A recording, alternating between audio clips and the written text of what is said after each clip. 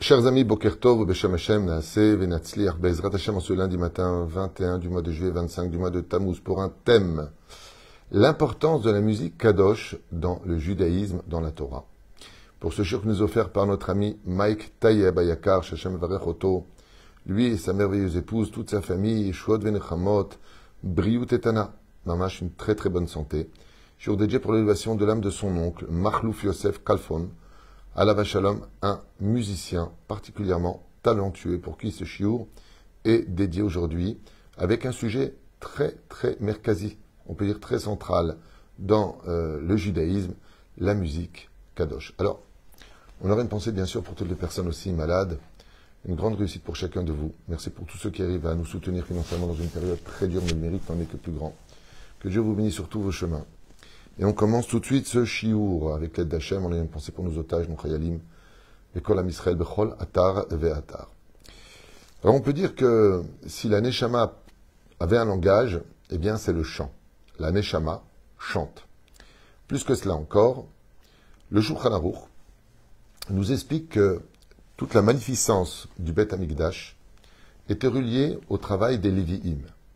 Les Lévi'im n'avaient pas que pour but de servir les Kohanim, d'apprendre la Torah dans les villes de refuge, mais ils étaient de très talentueux musiciens qui jouaient sur les 15 marches du parvis du Beth Amikdash. C'est-à-dire qu'avant de rentrer même là où se trouvait la cour du Beth Amikdash, on y entendait une musique mélodieuse, assez angélique, qui redonnait vie à l'âme. Et pourquoi la musique donne-t-elle vie à l'âme? Parce que l'âme a pour nourriture deux choses sur terre qui peuvent vraiment l'enivrer. Un, les bonnes odeurs, Reach Nichoach Shel Hashem. Deux, la musique qui parle à l'âme.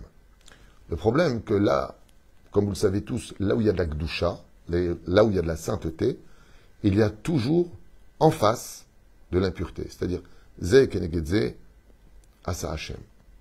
Ce qui fait que, il y a la halakha, et je voudrais la partager avec vous aujourd'hui, parce que beaucoup de juifs ne connaissent pas cette halakha-là. C'est que, depuis que le Beth Amikdash donc a été détruit, et que Nebuzradan a ramené en captivité en Babylonie les juifs, Sham Yashanu Gambachinu, Nabucodonosor, non seulement il a fait venir les ustensiles du Beth Amikdash, mais aussi les instruments du Beth Amikdash. Et quand il a fait venir les Lévi'im, il leur a ordonné, en son honneur, de jouer la musique du Beth Amikdash. Et qu'est-ce qu'on fait à ce moment-là, les Lévi'im?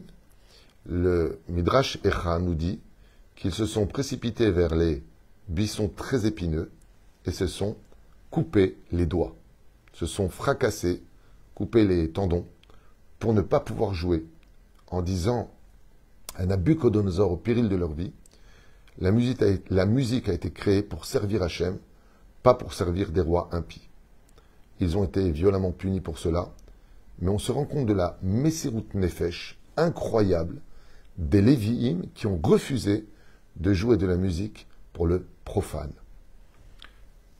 Depuis le Beth Amikdash, le Shulchan Aruch nous dit, alors c'est très étonnant de l'entendre, qu'on n'a plus le droit d'écouter de musique. Ça veut dire depuis à peu près 2000 ans, normalement, nous n'aurions pas le droit d'écouter de la musique. Il y en a qui disent, avec un seul instrument, ce serait permis. Mais le Rav Ovadia Yosef, le Mashiach de la halakha de notre génération, Sruto Yegan Alenu Vetoda Rabba, au nom de tous au Rav Ovadia, lui a réinstauré la permission de pouvoir écouter de la musique de nos jours, en disant que, il ramène plusieurs raisons, d'abord parce que si on le chante en l'honneur de Dieu et qu'on est déjà arrivé vers la fin, Inematovu Manaim.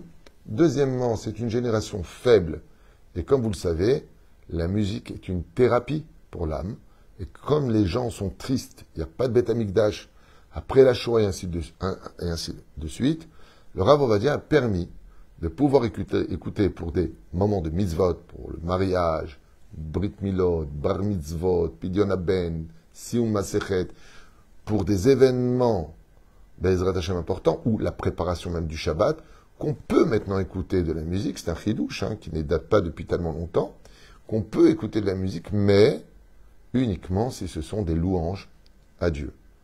Ainsi donc, sur le domaine technique, est-ce qu'on pourrait ou pas écouter des musiques profanes, des musiques chol? Sur ce, il y a pas mal de poskim qui se sont penchés sur la question et qui ont dit que si les paroles n'ont rien d'incestueux, rien de violent ou de mal élevé, dans ce cas-là, bon, c'est pas ce qu'il y a de bien à faire, c'est pas ce qu'il y a de mieux à faire, mais malgré tout, on pourrait. Celui qui a de la crainte du ciel va pas écouter des musiques chol, surtout que les musiques chol, eh bien, c'est le côté de la sitra achara dans tout son charme. Parce que les musiques de tous ces chanteurs et chanteuses ont une particularité, ils chantent bien, ils ont de belles voix, et des super mélodies.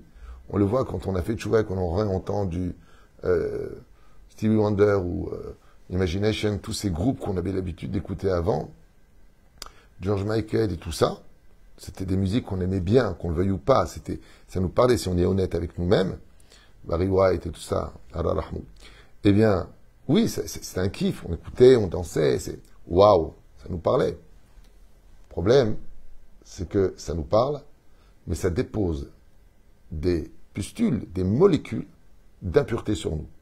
Pourquoi ou sur quoi on se base? Les Chachamim nous disent Kol ayotse minatame tameu. Tout ce qui sort de la personne qui est profane, tout ce qui est impur, n'engendre que de l'impur. Sauf, il y a un animal sur terre qui est impur et qui engendre du pur, c'est l'abeille, le miel, qu'on mange d'elle. Tout le reste, ayotse minatame tameu. Ce qui fait que même d'entendre une vérité d'une personne qui est impure, c'est une vérité empreinte d'impureté. Comme ça nous disent les Chachamim. C'est pour ça qu'on n'a pas le droit de manger du chameau, mais on ne peut pas non plus boire le lait de chamel. C'est pour ça qu'on n'a pas le droit de manger de l'ânesse, mais on n'a pas le droit non plus de boire le lait de l'ânesse, l'âme, parce que ce qui est impur n'engendre que de l'impur. Et ainsi donc, si on écoute des musiques roll, qu'on le veuille ou pas, même si c'est beau à nos oreilles, que pour nous il n'y a pas de problème, on injecte en nous, sur notre neshama qui est pur, quelque chose qui a une double fonction. Un, il n'y a pas de bêta mikdash. Comment tu écoutes de la musique? Tu n'as pas de peine pour Dieu. C'est comme si l'autre n'a pas de maison, toi tu te vends de ta maison. Et deuxièmement, c'est que ce que tu écoutes, de façon extrêmement transparente et pacifiste, reste toujours nocif pour ta neshama. Parce que la neshama ne veut chanter que pour Dieu. Même les forces du mal veulent chanter pour Dieu. Rappelez-vous du combat de Yaakov avec l'ange de Esav, où il le blesse à l'ange, à la hanche, et lui dit « Libère-moi, laisse-moi partir, car j'ai été créé depuis le début de la création du monde que pour une seule chose. La raison pour laquelle je veux le plus au monde exister, lui dit l'ange, c'est qu'est venu pour moi l'aurore, le moment de chanter en l'honneur de Dieu. » Donc, pourquoi les musiques existent-elles? Pour servir Hachem. Uniquement pour cela. Après que nos artistes, que les personnes vont commencer à... D'ailleurs, je vous dis franchement quelque chose, et je pense qu'une grande partie des gens parmi vous seront d'accord, mais il faut dire qu'il y a une grande différence entre les années 80 et aujourd'hui. Avant, quand on écoutait les artistes dans le monde, que ce soit Aznavour, que ce soit... j'ai oublié les noms, peu importe. Ils sont tellement nombreux. Mais c'était des paroles qui étaient toujours morales. Il y avait, à part certaines chansons qui étaient très vulgaires, comme les chansons de Gainsbourg par exemple, qui étaient vraiment très vulgaires et très explicites dans les intentions, c'était beau. C'était des belles paroles. Je me rappelle les paroles de Jacques Brel par exemple, sans parler de lui spécialement, mais juste pour donner l'idée. C'était comme toujours, voilà, je voulais aller à droite, on voulait aller à Toulouse, on est parti chita. Il y avait une histoire, c'était marrant, ça donnait le sourire, c'était agréable. Il y avait un début, il y avait une fin. C'était sur l'amour, c'était sur la passion, c'était sur un peu d'un côté un peu, je dirais, philosophique et psychologique. Je me souviens des paroles qu'on entendait. Elles avaient un but, elles avaient un message, elles avaient une histoire. Aujourd'hui, c'est du tapage. Aujourd'hui, c'est agressif. On utilise la musique pour parler de politique. On utilise la musique pour parler de nos opinions personnelles. On utilise la musique pour détruire et instaurer de la haine. Les musiques ont changé. Elles sont beaucoup plus dirigées vers des choses idéologiques, néfastes pour l'humanité. Malheureusement. Et regardez bien. C'est pas moi qui le dis, mais de plus en plus on parle de pacte avec les forces du mal. Ils sont habillés en rouge, souvent des cornes, représentant les démons, le diable. C'est comme ça dans de plus en plus de concerts. Et les gens adhèrent avec des joints, de l'alcool, des conduites incestueuses. Peut-être pas tous, mais en tout cas, c'est ce qu'on voit de plus en plus. Et ce sont des choses qui ont été cachées, mais qui se dévoilent. Et la reine, cette musique-là, il faut savoir une chose. Dans l'enfer, il y a aussi une musique qui existe. Mais cette musique-là, par contre, elle est néfaste. Elle est horrible. Je vais vous donner un exemple concret. Quand on regardait des films d'horreur, qu'est-ce qui faisait peur d'après vous? Les images elles-mêmes ou la musique qui l'accompagnait? Alors je me souviens que quand j'ai fait Tchouva, j'étais en train de voir un film d'horreur et j'ai éteint le son. Ben, il n'y avait absolument rien de dramatique. C'était une image un peu dure, mais il n'y avait pas de rasra. Il n'y avait pas de... C'est le suspense de la musique. Pour te faire comprendre que la musique est un langage. La musique fait monter les émotions. La musique peut te créer des angoisses. La musique peut te créer des peines. Ça dépend de ce que tu joues. Ça dépend pourquoi tu le joues. Mais quand tu viens et que tu écris des paroles en l'honneur de Dieu, comme Asher Mizrahi, Alav Shalom, combien de belles paroles elle a écrites qu'on chante tous les Shabbats. Baruch Hashem, combien de belles musiques. Alors la musique a toute son ampleur quand on chante pour Dieu. Par exemple, Rabbi Nachman nous dit qu'une des raisons pour lesquelles tes prières ne montent pas, c'est parce que tu ne les chantes pas. C'est incroyable. Rabbi Nachman, il dit, si tu veux que ta prière monte, chante-la. Si tu veux retenir ton étude, combien de gens m'ont dit, j'étudie, 2 jours plus tard, je ne me rappelle même pas de quoi on parlait. Carrément. Ma tête ne retient pas. Rabbi Nachman, il te dit, tu sais pourquoi? Parce que tu étudies avec tes lèvres, pas avec ton âme.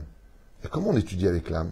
Hormis le fait de ne pas s'interrompre par des intermédiaires comme le portable, ou aller faire un café, ou fumer une cigarette dehors pendant l'étude. Eh bien, chante ton étude. Amar Abichia, Amar Rav Papa. Quand tu chantes ton étude, elle reste imprégnée, et là tu t'en souviendras. C'est pour cela que le chant est merveilleux. Je dis franchement, j'étais en Italie avec mon épouse, que Dieu ait de bonne santé, que Dieu la bénisse, et j'étais étonné d'entendre l'italien. C'est une langue qui se chante. On ne parle pas italien, on chante l'italien. Pour celui qui a une oreille musicale, on se rend compte que chaque fin de mot, les syllabes empruntées, sont toujours accompagnées, peut-être pas tout le temps, mais en tout cas, une espèce de note. Et l'hébreu, c'est pareil. C'est pas une question de culture hébraïque, mais l'hébreu se chante. Makoré, tatatin. Il y a quelque chose d'incroyable dans le langage de certaines cultures où ça se chante. Il y a des langages qui sont brutaux, comme le japonais ou le chinois ou l'allemand. C'est popom, papapam, papapam. On a l'impression quand ils demandent une baguette qu'il va te frapper. C'est pas une blague, c'est incroyable, c'est leur culture, c'est pas une critique. Mais c'est papap, papap, papapap. Car les langages possèdent aussi une pseudo-musique au fond d'eux, qui est une transmission pour la compréhension de l'homme. Vous savez, il y a des gens qui m'ont dit qu'ils n'ont jamais réussi à apprendre l'anglais, mais en chanson, ils ont réussi à apprendre l'anglais. Pourquoi? Parce que la chanson passe beaucoup mieux. Dans le judaïsme, la chassidoute nous apprend que quand le chazan chante, il réveille tous les mondes. La musique est capable de percer les 7 cieux. Et c'est pour ça que dans l'Eidbo des doutes, comme explique le Baal Shem Tov, l'Eidbo des doutes commence par la musique. Je l'avais raconté plus d'une fois. Mais quand le Baal Shem Tov, déjà si jeune, rentrait dans la forêt, et qu'il se mettait à parler à Dieu, il chantait en l'honneur de Dieu. Et les animaux de la forêt venaient tous autour de lui, du plus dangereux au plus inoffensif, du plus grand au plus petit, et encerclaient le Baal Shem Tov. Et quand le Baal Shem Tov se mettait à pleurer d'amour pour Dieu en chantant pour lui, il y a des témoignages à cette époque, donc il y a 3 siècles et demi en arrière, qui rapportent que les animaux se tenaient sur leurs 2 pattes arrière et essayaient avec les pattes avant, comme si ils voulaient s'élever vers le ciel, comme si ils essayaient de monter des escaliers sur les notes de musique qui sortaient de la bouche du Baal Shem Tov. On a vu que le Baal HaTanya, Admour Hazaken, a créé les Arbabavot. On voit aujourd'hui que le Hanouka, très bizarrement, j'ai été le voir une fois, tu lui parles, il se retourne, il joue de la musique. Il se réinspire. On a vu que le roi Shaoul, dès qu'il était triste, il écoutait de la musique. Ce qui fait que, encore aujourd'hui, si une personne, le Aleinu Velo Lechem, est en dépression, cette personne est très très très très mal, le Rav Yitzhak Yosef a fait un psak en disant que si une personne en dépression, qui ne porte pas atteinte à sa vie, a pour thérapie la musique, alors qu'il écoute de la musique. Douce, certes, même pendant cette période. Lama, on est Ben Ametzarim, on n'écoute pas de la musique. Il est interdit d'écouter de la musique. Mais si la personne est en dépression, si elle va si mal que ça, étant donné que ce n'est pas pour le plaisir de la musique, mais pour la thérapie, de relever un peu l'âme de sa poussière et de ses larmes, ce serait même permis dans un cas pareil, musique bien sûr sans faire participer les autres, pour la personne elle-même, parce qu'elle va mal. Dès qu'elle va mieux, elle arrête tout de suite, car on n'a pas le droit de profiter de la musique pendant cette période-là. Le Harizal nous dit que, alors le Ben Ishraim nous dit que le Ikar du Shabbat, c'est les 3 repas. Le Harizal, il nous dit quelque chose d'incroyable. Il dit Shabbat, Shin, Bet, Taf. C'est les initiales de Shirim, Be Shabbat, Ta'anoug.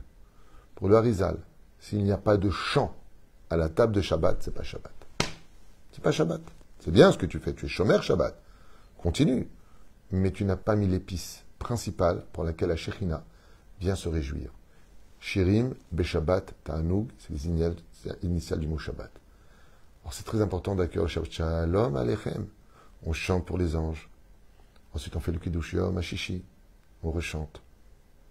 Et pendant le repas, on chante des mélodies merveilleuses et des paroles en l'honneur de Dieu. C'est pour cela que celui qui veut ressentir Dieu doit chanter. Si c'est une femme, elle ne peut pas chanter en public. Comme vous le savez tous, selon la halakha, nous n'avons pas le droit d'écouter la voix d'une femme qui chante. Le seul cas où éventuellement, tiré par les cheveux, ce serait permis, c'est si je n'ai jamais vu le visage de la femme qui chante, si je l'entends, comme je ne sais pas de qui on parle, eh bien, dans ce cas-là, je ne suis pas obligé d'éteindre. Pourquoi? Parce que de toute façon, je ne sais pas de qui on parle. C'est très intéressant de voir ce point-là, qui nous dit que la femme a 5 points de nudité. Ses cheveux, son corps, ainsi de suite. Et parmi 5 points, quelle est la nudité de la femme? Sa voix. C'est-à-dire que d'écouter une femme chanter, c'est comme si on l'avait vue nue. Il faut être fou pour dire une chose pareille. Elle chante, elle n'est pas nue. Si. C'est la nudité de son âme. C'est-à-dire qu'on peut tomber amoureuse d'une femme par rapport à sa voix. On peut tomber amoureuse d'une femme parce qu'elle chante bien. On va traverser des océans pour aller l'écouter. Parce que la femme a une voix très proche de celle des anges. Donc quelque chose d'angélique quand une femme chante. C'est très mélodieux la voix d'une femme. Mais en même temps, c'est très sensuel. Et comme je déteste la débauche, la Torah a mis une barrière pour ne pas qu'on écoute la femme chanter. De telle façon à ce que cette situation sensuelle ne vienne pas ouvrir dans notre cœur des idées malfaisantes. Alors vous allez me dire n'importe quoi. Je n'ai pas entendu une femme chanter, je ne vais pas tomber amoureux d'elle, c'est juste beau, c'est tout, c'est bon à mes yeux. Vous savez comment parlent les gens qui n'étudient pas la Torah? Ils sont toujours à remettre en question la Torah et le judaïsme, au lieu de se remettre en question en disant un mot si magique. Ah bon? Ah bon? Apprends. La Torah, elle sait de quoi elle parle. La Torah sait de quoi elle parle. Quand la Torah te dit que d'écouter la voix d'une femme qui chante, c'est une façon de découvrir sa nudité, la Torah ne se trompe pas. C'est toi qui, dans ton ignorance, se trompe. La reine, une femme peut chanter devant son mari, mais pas devant des hommes qui se trouvent à table. Ce n'est pas pudique. C'est comme si qu'elle se mettait à nu devant eux. Les gens la regardent, les gens l'écoutent, et comme l'âme chante à travers sa mélodie, eh bien on découvre une personnalité pour laquelle Assour, Lishmoa, Kol, Isha. Ils n'ont pas le droit d'entendre, c'est des Oraïta. Attendez un instant, je me rappelle plus, c'est des Oraïta et des Rabanan. Je me suis peut-être avancé, peu importe. Mais en tout cas, c'est à Inyan que Bezrat Hashem, la voix d'une femme, comme dit l'Agmara dans Maseret Megillah, que la pudeur d'une femme, c'est justement l'humilité de sa voix, de parler avec douceur, de parler gentiment. Et ainsi donc, on voit que les mélodies, comme par exemple les Arba Babot, on parlait tout à l'heure, que j'adore écouter. La la la la la la, c'est magnifique, surtout quand c'est chanté avec tout le monde. Une table de Shabbat qui chante, moi, au Hachem, quand j'ai mes enfants, que Dieu les bénisse, sont mariés et qui viennent autour de la table et qui se mettent à chanter. C'est un spectacle. Ils chantent tous bien, ils ont une belle voix. Ils chantent des musiques orientales, aux musiques ashkénazes, aux musiques israéliennes, et les unes après les autres, sans s'interrompre. Quel plaisir, quelle joie de pouvoir passer un Shabbat, au lieu de complètement sortir de la dimension du Shabbat, on écoute des chants en l'honneur du Shabbat. Un jour, quelqu'un m'a dit, bon, moi je ne sais pas chanter, je ne connais pas. Alors aujourd'hui, déjà depuis longtemps, vous avez tout sur les clés USB. Vous avez la possibilité, pour ceux qui ont les téléphones non cachés, YouTube par exemple, d'écouter les chants de Shabbat. Au lieu d'écouter des bêtises dans la voiture, vous mettez les chants de Shabbat. Et ainsi donc, quand viendra le moment où vous saurez les chanter. De tout temps, et si Dieu veut, dans le nouveau bâtiment que nous allons, si Dieu veut très prochainement construire, il y aura des cours de Chazanout, des cours de chants de Shabbat. Que vos enfants apprennent à chanter en l'honneur du Shabbat. C'est tellement beau, des chants marocains, des chants tunisiens, égyptiens, que ce soit des chants ashkénazes. Chaque chant possède une faussette, je dirais, une espèce de charme très particulier pour lequel, Béhémet, on a envie de vivre. La musique fait vivre. Et c'est pour ça qu'au Beth Amikdash, là où se trouvaient, je dirais carrément les poumons qui font respirer l'humanité, se trouvait la plus belle de toutes les musiques. On a une tradition kabbalistique. Alors ce que je vais dire va paraître complètement absurde pour beaucoup d'oreilles, mais je l'ai entendu de plusieurs Mekoubalim. On a une tradition qui dit que les plus belles musiques, surtout orientales, que nous entendons, en réalité étaient jouées à l'époque du Beth Amikdash, et que dans le ciel, ces musiques ont été prises par les anges des nations du monde, et qu'ils ont été redescendues dans le monde d'en bas. C'est une tradition kabbalistique. Est-ce vrai ou faux? Je n'en sais rien. Mais ce qui est vrai, c'est que la musique orientale, quand tu écoutes les musiques, pour ceux qui connaissent la musique arabe, les mélodies, je parle des mélodies, sont exceptionnelles. C'est exceptionnel d'écouter de la musique orientale. Ces dizaines de violons, même les autres musiques ont un charme, bien sûr. Après, c'est une question de goût. Mais c'est exceptionnel. La musique, elle est exceptionnelle. Et c'était, à ce qui paraît, ce genre de musique, si mélodieuse, avec des instruments inconnus aujourd'hui, puisque c'était des violons à 8 cordes, incroyables, qui étaient joués sur le parvis du Beth Amikdash pour le plaisir des oreilles du Créateur du monde, qui adore les endroits où il y a de la musique et de la joie. Sachez-le, tout endroit qui est très éclairé, où les gens chantent, il y a de la joie de vivre, pas des cris, pas des disputes, des chants, la Shekhinah repose tout de suite. La reine Bezrat Hashem Itbarach, regardez, quand on voit par exemple, des concerts, je parle de l'époque, aujourd'hui c'est un peu n'importe quoi tout ce qui se passe, mais même à l'époque, moi j'ai été dans ma vie une seule fois à un concert. Une seule fois, c'était Stevie Wonder. Et c'est la seule fois où j'ai été. Et j'étais plus impressionné de voir la joie sur les gens, le visage qu'ils avaient, le sourire. Tout le monde, j'étais jeune à l'époque. Et j'avais observé cette scène, c'était au Zénith. J'avais observé la scène de voir tous ces visages. J'étais très étonné de voir tellement de gens heureux, alors que il y avait juste un homme qui chantait, B'Seder. On a super musique, tout ce que tu veux. Mais c'est quand même incroyable de voir que la musique peut donner tellement de joie, envie de danser. Et c'est ce que dit Rabbi Nachman, et c'est avec ça que j'aimerais finir. Cet entrain, cette situation de danser est capable, dit Rabbi Nachman, de nous dépoussiérer de toute nos tristesses.